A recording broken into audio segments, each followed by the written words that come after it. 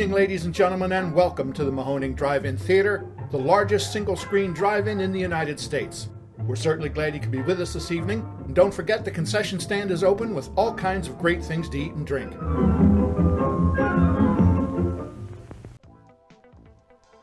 .3 Mahoning Drive-In Radio. It's your old friend Virgil back once again with another installment of our amazing staff series where we get to pick the brains and get to know the folks behind the mask at the Mahoning Drive-In Theater. And today, super excited to have a good friend of mine turned projection tech and kind of all-around helping hand at the Mahoning Drive-In Theater. My main man, Scott, how are you, my man? What's going on, brother Virgil? Good Same to see stuff, you. man. You know, just yeah, you too. It's been a while, man. It's been November, right? Yep. Before the holidays. Man, Yeah, it's crazy. Too long.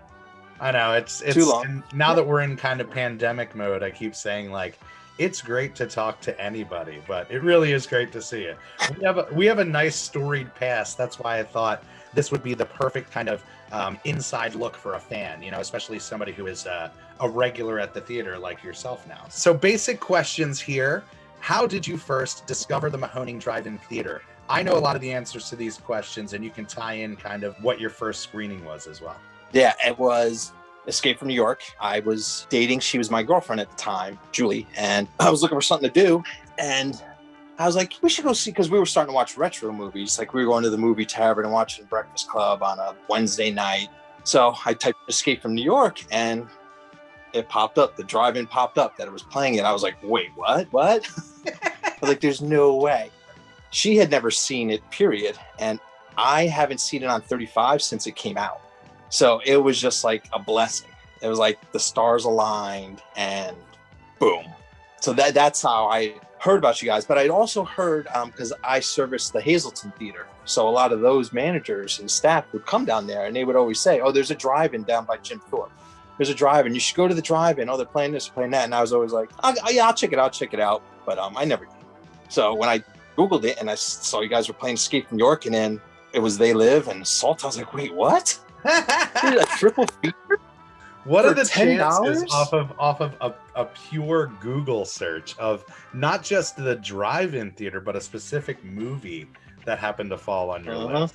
That's magical. Well, you kind of alluded to it, but Scott does work in the industry, if you will, and we're not going to name it by name, but you could probably guess it. But it's funny because when I first partnered up with Jeff, I was running a vineyard and very much immersed in that world. And that fell to the wayside. And off of Jeff's kind of tutelage and I guess advice, I decided to jump into trying to run big indoor theaters and kind of hopped from one big box indoor theater to the next. And why don't you tell them the chance meeting that you and I had when I took on running one of these theaters and happened to run into the perfect drive-in fan. We were in where the main digital library was, and I was dealing with the one manager, and you had walked in and asked a question, and I was kind of like, I knew the voice and I knew the face, but I couldn't place it, and I was kind of like, I may have been a dick to you, so if I was, I apologize. But I was like, I had never seen you, but I knew you from somewhere. Like something clicked. And I was like, it's bothering me. How do I know this guy? How do I know him? And then the manager I was with, I asked, who is that? And she told me. I was like, that's how I know him. I said, from the drive-in. I said, Julie and I walked in. He was standing there. He was wearing, I could tell you what you were wearing. You were wearing your black vest, a red Mahoning shirt, and your scally hat. My outfit. And you were like, hey, how you doing? Come on in. Yeah. Dude, you welcomed us in and you were like, you know, talking to us. And then me and, you know, she was my girlfriend at the time, but we were like peeking into the projection booth and you were like, you can go in. And her and I looked at each other like, we can. And then Jeff was like, yeah, come on in. And then we BS'd for 20 minutes. That's that picture that I put up there of the projectors. Julie took those from that day. That's incredible. So it was at that building. It was just happened to be a chance meeting, and it was just like, oh wow. And then I came up to you, and we started talking, and then it just went from there. We hit it off right away. It just happened. Yeah, the experiences that I've had at the indoor theaters, some have been great, some have been not so great. but definitely the real perk of that position and that experience was connecting with you, because it was a really hard position and it wasn't going very well. But, you know, I had this guy that I really connected with on a deeper level than just running the indoor, and the fact that he was great at his job and was always there to help me out running the indoor.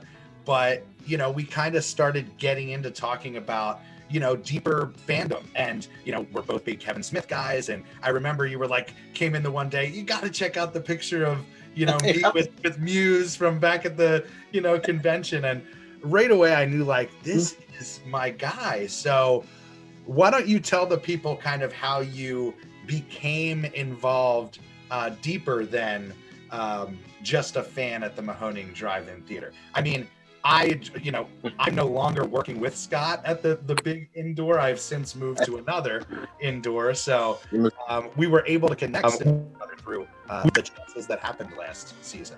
Yeah, we just, you know, connected, because I had known, once I figured out who you were, I was like, oh my God.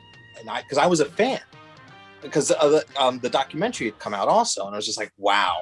And I was telling the wife, I was like, we were there when this was going on. And so we connected on that level. Then we connected on it, you know, just the fandom. And then, I installed projectors and sound systems in the big box chain. Yep. I guess we can call them type of distributors. We got to talking, and you invited me up. You said, hey, could you come up and look at the digital booth if you have the time? And at first I was like, yeah, hell yeah. But then I was like, oh, maybe he'll forget and he won't call me up. And I kind of got a little sad. I was like, oh, but then you were like, yo, man, hey, can you come up? Like, I think it was like in a day or two. I was like, oh my God, yeah. We came up and we retooled the digital booth. That's really kind of what your forte is. What is your official title? I always say you're a projection tech, because like that's more drive-in. It's hard to like put a name to it that people like when I go to get my taxes done, they look at me kind of weird, but the company calls us cinema system engineers. Okay. It's a fancy way of saying a projection and sound technician. Right. Yeah.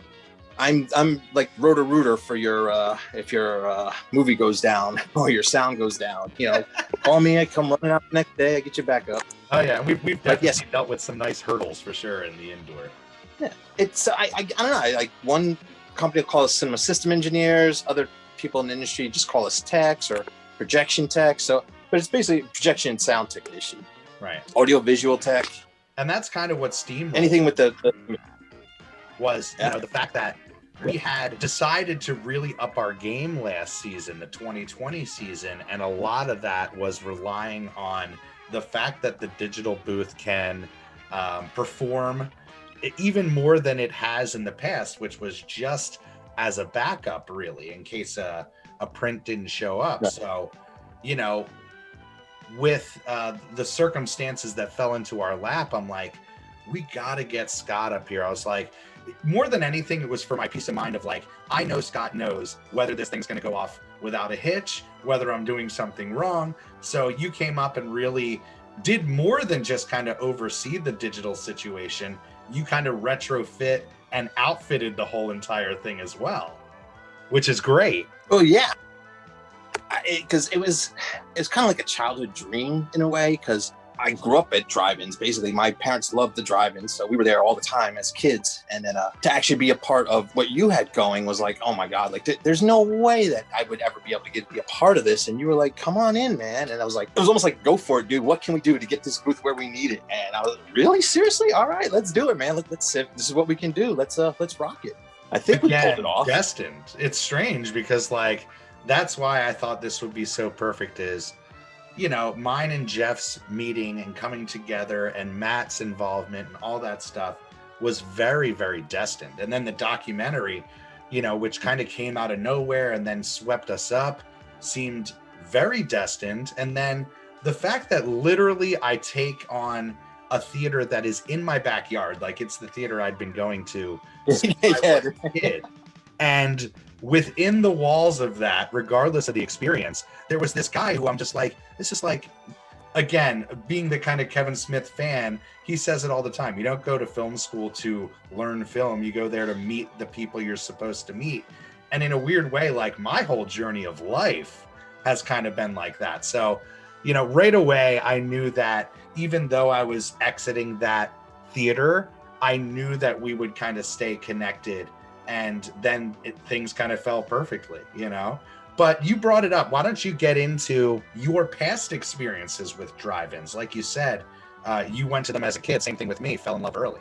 As a kid, it was just me and my older brother. And thinking back on it, it was probably my parents' way of getting he and I to go to bed early so that they can enjoy the summer nights. Sure. But it was like a big thing for us because it was, okay, we're going to go the new Herbie movie. There was always a double feature. There's always a Herbie movie or Disney movie. But I always remember the Herbie movies. And it was like, well, we're going to go to the Herbie movie, but they got free labor out of me and my brother because we would wash the car, vacuum it. The windows were spotless. The tires, shine. I mean, it was a thing. And we had a light dinner, and then me and my brother got in our pajamas, got our loaded up the car with the pillows and blankets, and we went. And we always fell asleep. And we woke up the next morning in our beds. But it was like that was pretty much our summers growing up. Was we were always at the drive-ins, and then that was at one part of New York, and then we moved to Connecticut for about a year when Star Wars came out, ironically, and we were at the drive-in. Me and my brother hounded my parents. And then we moved back to New York, and the first thing we did was we hounded them to take us back to the drive-in to see Star Wars again. So we basically lived at the drive-ins, because where we grew up, the three towns, there weren't those giant megaplexes yet. You had a twin in your town, and it was like, oh my God, there's a twin. You had multiple choice, and then we had a fiveplex opened up, and it was and then they kept getting bigger and bigger, and unfortunately, everybody just went that way, and the drive-ins all went, where they went. The last movie I saw at the drive-in was Predator. I remember that because that was the first time I was able to go to the drive-in with my friends by ourselves when we actually drove. But so then after Predator, we kind of, everything just fell off. Life happened for the next, 20-something years until I started dating my wife at the time and looking for things to do. And took her to Becky's at first. We saw Pixels and Minions. That was our second date. She had never been to one, so it was like to do. And then the people at that theater always talked about the Becky's theater. So we went, and then found you guys, the Escape from New York weekend, the Carpenter weekend, and then hooking back up at that building. I basically grew up at a drive-in. Is that why you think that you got into the industry? Probably, yeah, because my parents loved movies. It was like my mom would work during the weekends, and my dad would quote unquote babysit us, which was there's a James Bond movie on at 1. Go get me a beer, sit down and shut up and watch it. That's how my dad babysat us. So it just growing up watching movies, and then every now and again, I'd see my mom would be up late night, and I'd sneak downstairs and just watch a movie with her. So movies, it's just been a part of me. Yeah, it's part of my DNA. Yeah, I can certainly relate. I wanted to be in the movies. I wanted to be a stuntman. Always wanted to be a stuntman, but I'm going to date myself a little here. The internet wasn't around when I was, in my 20s. So I'm sure I could have packed my car up and headed out there, but I didn't. But the information wasn't as accessible now. Yeah. So I started working at a theater. It was one way of being in the industry, kind of, and it just kind of took off from there. I mean, if I wasn't in school, I was at the theater, always at the theater, just for the movies. It's just the love of cinema. So I couldn't be in the actual movies itself, but I helped bring them to life. Well, that's the beauty, and that's my little. You are somebody who is a true fan of the documentary, even before we kind of became friends, and you hear it in the documentary. We talk about it. It is our way of kind of being involved in the industry and being behind the scenes. And we've talked about this many times, but now that the theater industry in general is so challenged, and we are seeing both of our kind of companies, Crown Theaters, struggling, and the drive-in has become kind of the hot ticket. We see it. It's like, man, we like to trade notes back and forth on what's going on, but it's really, I think, inspiring to people to see the documentary, especially with stuff going on, because it might take this type of heart and passion and drive for fandom to really get people back to the theaters, you know? The indoors, I think, it's gonna be a while. It's gonna be quite a while before they're even at pre-levels. You know what I mean? Because oh yeah, I just think people are just too worried, too scared. You know, you're getting all these mutant strains and stuff. But with the cinema, my mentality is like, I don't know. This could be somebody's first time at a theater, a little kid, first time at a theater. So I try to make everything look as best as I can, because, you know, that could make or break somebody. You know, a little kid could be like, oh, this was horrible. You know, the movie sounded bad, or stopping, didn't look good. Kid be like, I don't know. So I mean, I love doing what I do just for that fact that this could be somebody's first time, some kid's first time watching a movie, or it could be somebody on their first date watching a movie. You know, they got to make the presentation special. That's kind of another thing. It is a great responsibility. And, you know, that is something that definitely shined through with you is, you know, you're great at your job, you're passionate, all that stuff. And that's why, like, when it came time to really need somebody to call on, it was a no-brainer. It was like, this dude's one of us, you know, like, I'm telling you, I knew that bringing you into the 35 millimeter booth again, because I don't remember bringing you in the first time, but, you know, bring you in again and meeting the crew and all that stuff. It's like, they welcomed you with open arms. I knew right away it was that type of situation. Oh God, yeah. You know, that's the thing about the drive-in. It's magic. It's like when you pull onto that lot, it's just magic. Yeah. And you get the sense of family. It's just like you feel like even people you don't even know, you've never met, you're like, they're kind of like family. Like everybody's looking out for each other. You're all here to watch, you know, Bruce Campbell and watch Evil Dead. You know what I mean? Like you're all there for that reason. It's just, it's family, you know, when you get there, when you're there, you're family. Well, that's the beauty. And we see both sides of it. Being in the indoor situation is like, the first thing I noticed right away, especially going to other drive-ins too, is like, people pick up after themselves like crazy at the Mahoning, because it's like, it's this shared love, everybody appreciates it. And then you go to an indoor and it's like, you know, people are just throwing popcorn wherever the heck they want. It takes you a half hour to even clean the thing up. It's like, so it's night and day as far as just like an appreciation of it. But talk about a great crossover, like you said, with it being somebody's first experience at an indoor theater, and it could make and break. That's us on any given night, and something that I think the fans really have come a long way with being like, presentation is important to me, and 35 millimeter is important to me, where, you know, maybe their first time coming in, they might have been like, what even is 35 millimeter? So it's great to see converts on that level.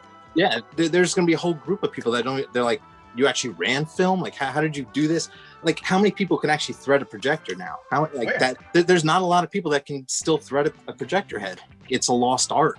You know, with digital, I mean, it's the digitals that were put in not that long ago are already obsolete. We're already, you know, installing lasers, and even the lasers, the first set of lasers are already obsolete. They've already improved on those. So like, you know, anybody can go up there and push a button. And half the time, these people that I'm not knocking the indoor industry. I will a little, but it's kind of cutthroat. It's kind of like it's like, you know what it is? It's like that episode of Star Trek, Mirror Mirror, where they're in an alternate universe. Everybody is looking to one up the next person to get a little bit ahead. And it's like, at least with my job, I'm up in the booths, so I don't have to deal with it, but I see it. The managers will come up in the booth, and I'm like Isaac from the Love Boat. I'm like a bartender, you know. They just tell me everything that's going on, and it's like, I get you. I mean, I came from management. I started tearing tickets when I was 16. I know what it's like. Yeah. But yeah, the drive-in, it's not like that. Everybody's there because they love the movies. They love, you know, but the thing is, like, keeping that drive-in alive. It's just magical. It's just a love. It's hard to put into words. Maybe that's why I keep stumbling over. I'm trying to find the right words. It's just magic. Yeah. Well, there were definitely some takes you back. Priceless moments for sure on the lot last year, and you got to be a part of a lot of that. So why don't you give us some insight and the fans some insight on, let's say, a specific memory or two of last season that'll stick with you? Bruce Campbell during the photo op. Yeah. And we all saw it. Every single person that was on that lot, people 20 miles away had to see it. We saw those clouds rolling in. Oh, yeah. And it was like, oh, man. Wind started picking up a little. We can handle this. Get a little drizzle. And then the skies just opened. Boom. And I remember just everybody ducking for cover. And my first instinct was I left the door to the booth open, the digital booth open. I got to go shut it. I knew Andy was up there though, but I ran up there and oh my God, by that time the twister had come in. It was just bad. And I remember poor Andy was holding on for dear life the tent, trying to keep it down, grounded. And I was like, I shut the door to the digital booth, ran over there and just held on for dear life with him. And it was over in what, like 2 minutes? It was like that. It was the weirdest thing. Though that definitely has come up multiple times now in these interviews where it's like, weather is a part of the drive-in experience, and people kind of know coming in, hopefully they're looking at the weather and they can say, I expect a little bit of rain here or there. And they were calling for slight chances, but this thing came out of nowhere. It was quick, it was furious, and it was perfectly, terribly timed, where Bruce was just finishing up his photo op line. We were just about to open up the gate to let a whole other slew of guests in, and it was insanity. But that's the type of stuff that like makes an event for us. Is I feel like if it would have went smoothly and like there were no bumps along the way, then we wouldn't have that memory burned forever in our brain. Exactly. The first night we did digital, that Mad Max. Yes. I remember I was so nervous and like, and it went off. It worked.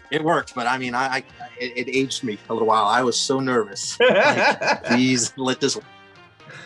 It was glorious. And it did. There were a lot of those moments of like, slow motion or freeze frame high five as we get this thing going. You know what I mean? But it was a lot of that this year, and that's why I feel like this inside look or behind the curtain look is going to be so appealing for people, because a big appeal for what the Mahoning is we are passionate fans, even though we work within the industry and all that stuff.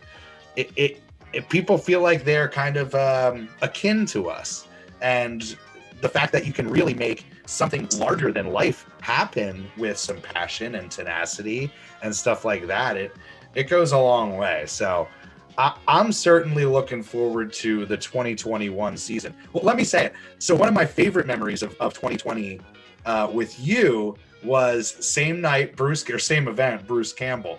But you were the best that night because you were running the microphones as well as like the digital situation with Andy. And I remember Bruce at one point, he goes, you were sanitizing between each question on the Q&A. And Bruce looks at you and goes, I'm bringing this guy on tour. He's great. And we looked at each other like, what? But the king spoke to me. What's happening? I know, it is. Exactly. It's crazy. I remember saying to you that whole day, like, it was surreal going, hey, Bruce Campbell's on your lot.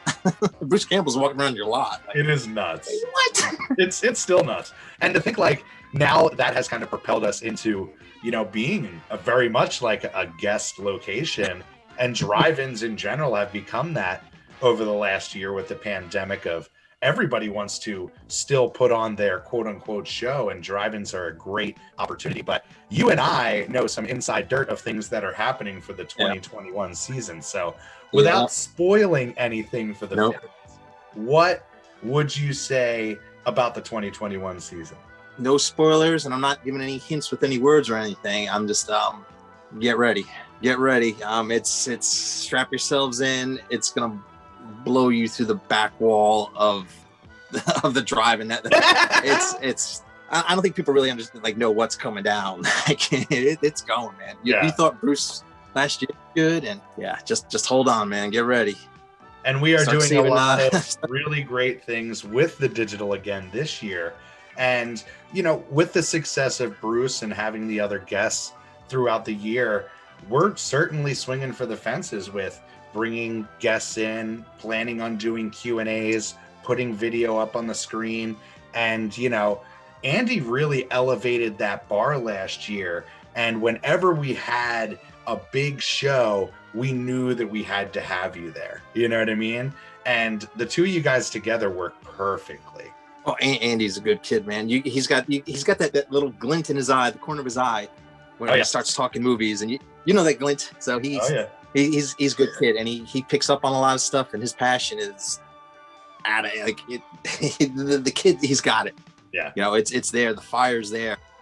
It's just got to be, you know, groomed, and like you're gonna go far, brother. Just don't rush it. Enjoy the ride, brother. Oh Enjoy yeah, that's the beauty of this thing is like we had a lot of new family members come into the fold and figuring things out over the last year, but I really feel like we have some people with us that could be with us for 40 years, you know, and carry this torch on to the next generation. And, you know, I certainly consider you one of those people. So I can't thank you enough for everything you do. Hey, I can't thank you.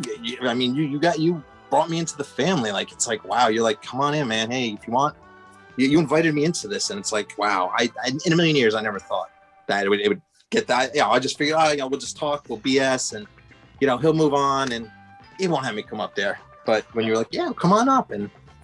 But yeah, thank you for inviting me in and allowing, like, you're getting what's been years of indoor stuff and just not being all when you're around, when you're in the indoors, you know, you can't really talk to people and get to know and tell them about like, oh, you know, I just watched Trancers 2 and I just picked up this, you know, with Richard Lynch, there's this scene, and if I told you a scene, you would get it. You'd be like, oh yeah, but I never noticed that. Like, yeah, I'm telling you the other night I noticed this, you know, indoors, people aren't really like that. I mean, I'm not, like I said, I'm not trying to knock the indoor. It's just two totally different experiences.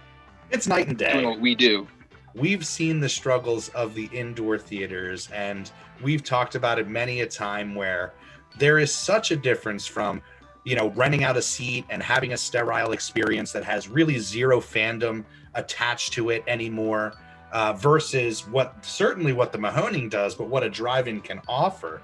And we talked about it. You were a midnight screener, right? Used to line up. Oh yeah. I mean, yeah, back in the day before they did midnight screenings, we were doing midnight screenings. You know, the staff and everybody. You know, oh, you know, Kill Bill's opening up. We're watching it once we're done with the inventory and everything. Totally. You run the movie at 1:00. You know, you're not getting home till 3-4 in the morning. But oh yeah, running late night movies. Oh yeah. I mean, after a while, you know, when I got to my end of the business, I started like, I don't need to be there for screenings. I'm getting old. I need my rest. Now, well, that's the perks of working on the inside. It's like you said, you can kind of create your own screenings, which is great. But working, you know, up here, you know, it's two totally different things. We've been asking all of our guests for this portion of the show, do you have a specific spot that you like to park? I park by the digital booth, not because so much that's where I want to watch the movie. It's just I have my tools and everything in my car, so that's why I park there. Yes. So if something goes wrong, I just run to my car, run right into the booth. But there's not a bad spot on the lot, period. Yeah. But so like when for what was the last night with Mose? I was parked down by you guys, and it's fine. So like, but it's just how people get that set spot. Like, I need my spot. Yeah. You know, and you start to see, you know, I've only been coming this past season, but I'm starting to see the regulars and who comes up, you know, driving this and where do they park. And I feel bad because I'm like, oh, I try to get here early, not to take their spot, but just because I need to be by the booth. Totally. It's funny because there is a front row kind of crew, and, you know, the people that will come at 1:00, 2:00 for a 6:00 gate just to get their spot. But it's beautiful because we do have, you know, some of our choice crew and, you know, people like that they have their spot, you know, and it's a great insight. And for you have probably the best spot in the house. The digital booth is like dead center glory. I mean, I apologize to anybody if I pissed anybody off. Like, that's your spot. What's this Mustang doing here? Yeah, I just do that just because, like, when we have like an event going on, like when we had the film festival, the found footage guys. Yes. Like, I needed to have my stuff right there because I was like, but I mean, it wasn't like they didn't pull a Bruce Campbell crowd. I mean, and that's nothing knocking them. Those guys are great. I mean, but it was just like, you know, I could park where I needed to park. Totally. Because it was like, all right. Not have to worry about it. I get to the booth. but it's like that. So, buddy, if I took your spot or anything, you know. But with the thing, I mean, you see me now, like they're like, oh, there's that guy that drives Mustang, and he's got that big Scooby-Doo freaking cooler all the time. Like, Yep. You start picking out what other people are doing, and it's like this whole driving culture. And you start picking your own routine. You start making a kit for your car. Oh yeah, And you just start like, oh, they come here a lot. Yeah, you start seeing like on the Television Tuesdays. Yeah, and it's great getting to see them, and then hopefully this year maybe getting to know them, and then seeing where that goes. Like I don't really. I kind of kept to myself a little. I stayed in my booth. I didn't really start talking to a lot of people. So hopefully this year, it's like, all right, hey, so and so. That's the gift of the Mahoning, is that it's gained us so many friends and friendships and the community, and that was really what we stepped out on. That was our foot was, we're gonna make sure that this is a community space for our community for a long time, and it obviously took on a life of its own and kind of has become this legend. But our whole thing is we're just gonna keep feeding it, doing what we love, having fun together. And like you said, to tell people buckle up for the 2021 season, we're pulling out all the stops, but it'll be good. It's I can't wait. Well, I can't thank you enough for I can't wait to get back together on the lot. We're only 8 weeks away as we speak. Hell yeah. So, we'll be kicking things off in true Mahoning fashion with our Wizard of Oz and Willy Wonka double feature. So on that note, this is Virgil from Mahoning Drive-In Radio signing off. If you want to drop your name in there, my friend, signing off. That's Scotty B, the guy that hangs out in the digital booth, the weird guy that's in the digital booth. The Mustang. There you go. Love it. Mm-hmm. All right. And on that note, Jeff, take it away, my friend. Ladies and gentlemen, thanks again for coming out tonight to the Mahoning Drive-In Theater. We hope you'll come back and see us again real soon. The exit is on the right-hand side of the screen at the front of the field, and most importantly, have a very safe trip home. Good night, and God bless you.